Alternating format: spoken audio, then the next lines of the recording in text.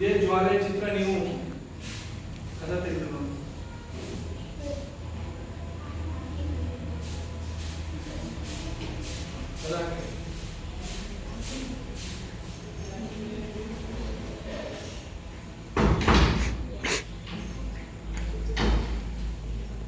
ಎಲ್ಲ ಉಷ್ಣತೆ ಕಡಿಮೆ ಇರೋದ್ರಿಂದ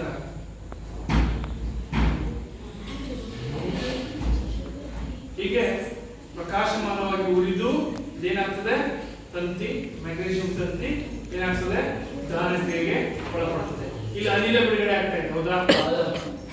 ಆಮೇಲೆ ಇಲ್ಲಿ ಈಗ ಬಿಡುಗಡೆ ಆಗಿರುವಂತಹ ವಸ್ತು MgO ಮ್ಯಾಗ್ನೀಷಿಯಂ ಆಕ್ಸೈಡ್ ಅನ್ನುವಂತ ವಸ್ತು.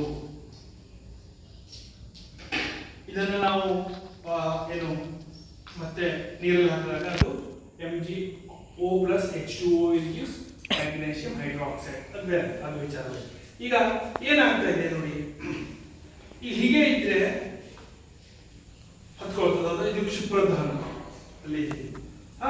ಈಗ ಇದನ್ನೇ ನಾನು ಇದು ಉಷ್ಣತೆ ಕಡಿಮೆ ಮಾಡ್ತೇನೆ, ಹೇಗೆ ನೀರಲ್ಲಿ ಇದು ಹತ್ಕೊಳ್ಳೋದಿಲ್ಲ ನೋಡಿ,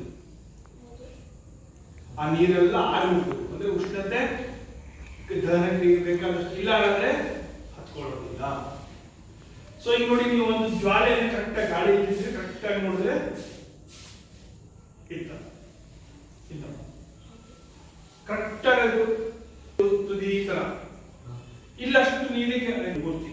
ಇದು ಆಕ್ಚುಲಿ ಇಲ್ಲಿ ಸ್ವಲ್ಪ ಗ್ಯಾಸ್ ಇದಾಗಿ, ಇಲ್ಲಾಂದ್ರೆ ಗ್ಯಾಸ್ ಆದ್ರೆ ಪೂರ್ತಿ ನೀರು ಇರ್ತದೆ, ಅಂದ್ರೆ ನೀರು ಇರ್ತದೆ, ಇಲ್ಲೂ ನೀರು ಬರ್ತದೆ. ಅದು ಇನ್ನೂ ಸಣ್ಣ ಮಿಸ್ಟೇಕ್ ಆಗಿರ್ಬೇಕು. ಈ ತರ ಮೇಲ್ಗಡೆ ಮತ್ತೆ ಇರೋದಿಲ್ಲ. ಇದು ದಹನ ಕ್ರಿಯೆಗೆ ಸಂಬಂಧಪಟ್ಟಂತ ಒಂದಷ್ಟು ವಿಚಾರಗಳು. ಆಮೇಲೆ ಮೊನ್ನೆ ನಿಮ್ಗೆ ಪ್ರಯೋಗ ಮಾಡ್ಬೇಕಾದ್ರೆ ಏನ್ ಹೇಳಿದೆ, ಒಂದು ಗಾಳಿ ಇದೆ ಅಂತ ಹೇಳಿದ್ದೆ,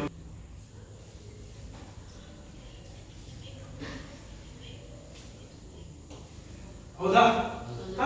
ಈಗ ಏನ್ ಮಾಡ್ತೇನೆ ನಾನು, ಸಡನ್ ಆಗಿ ಇದನ್ನ ಗ್ಲಾಸ್ ಹೊಡೆದೋಗ್ತದೆ,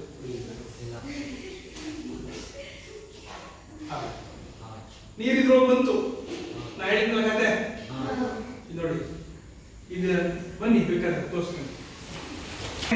ನೋಡಿ, ಇಷ್ಟು ಆಕ್ಸಿಜನ್ ಇರ್ತದೆ, ಅರ್ಥ ಆಯ್ತು?